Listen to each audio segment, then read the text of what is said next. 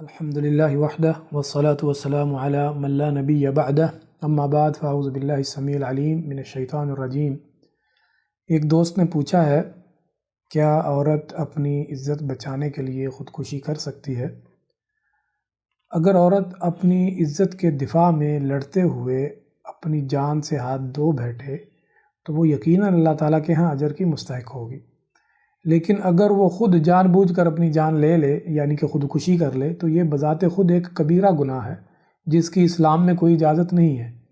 اس کے بعد ہمیں یہ بھی جاننا چاہیے کہ عورت اس طرح کے واقعے کے بعد خودکشی کیوں کرتی ہے۔ اس طرح کی خودکشی کے پیچھے جو محرکات ہوتے ہیں ان میں سماج یا معاشرے کا بھی کردار ہو سکتا ہے، کیونکہ کسی ایسے واقعے کے بعد معاشرہ عورت کو قبول نہیں کرتا۔ عورت جہاں جائے اس کی طرف اشارے، طرح طرح کی باتیں، اسے طعنے دیے جاتے ہیں، اور یہ بھی ہو سکتا ہے کہ عورت کے اپنے گھر والے یا رشتہ دار بھی اسے قبول نہ کریں۔ اس لیے عورت یہ فیصلہ کر لیتی ہے کہ اسے اپنا خاتمہ کر لینا چاہیے، اور وہ انتہائی اقدام اٹھاتے ہوئے اپنی زندگی کا خاتمہ کر لیتی ہے۔ اگر معاشرہ ایسی مظلوم عورتوں کا ساتھ دے اور مجرم کو یقینی طور پر قرار واقعی سزا ملے تو شاید یہ صورت پیش ہی نہ آئے۔ اب جانتے ہیں کہ خودکشی کرنے والے کی اللہ تعالیٰ نے کیا سزا رکھی ہے۔ کوئی بھی صورت ایسی نہیں جس میں اللہ تعالیٰ ہمیں خودکشی کی اجازت دے، کیونکہ خودکشی کا شمار کبیرہ گناہوں میں ہوتا ہے۔ نبی کریم صلی اللہ علیہ وآلہ وسلم نے ارشاد فرمایا، خودکشی کرنے والے شخص کو اسی طرح کی سزا دی جائے گی جس طرح سے اس نے اپنے آپ کو قتل کیا ہوگا۔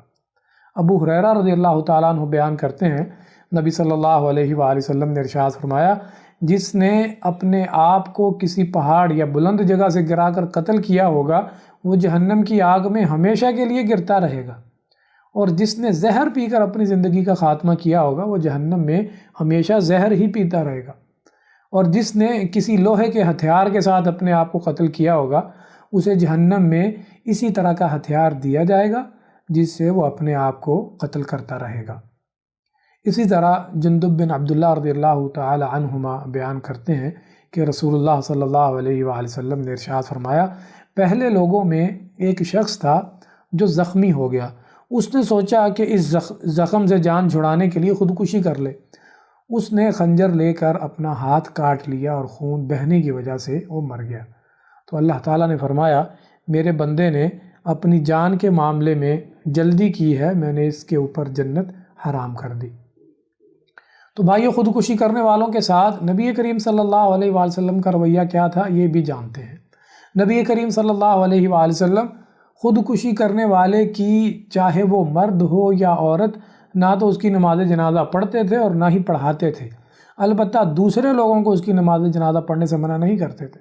اس لیے علماء کے لیے یہ مسنون ہے کہ نبی کریم صلی اللہ علیہ وآلہ وسلم کی پیروی اور اتباع کرتے ہوئے خودکشی کرنے والے شخص کی نماز جنازہ ادا نہ کریں۔ ہاں، علماء کے علاوہ باقی عوام لوگ نماز جنازہ پڑھیں گے، خودکشی کرنے والے کے لیے مغفرت کی دعا بھی کریں گے، کیونکہ خودکشی کرنے والا کافر تو نہیں ہو جاتا اور نہ ہی وہ دائرہ اسلام سے خارج ہو جاتا ہے۔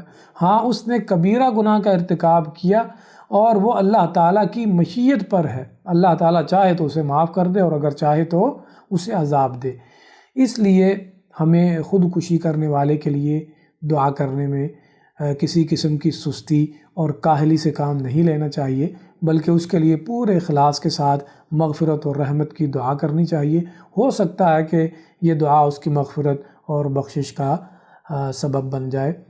اللہ اعلم بالصواب۔ السلام علیکم ورحمۃ اللہ وبرکاتہ۔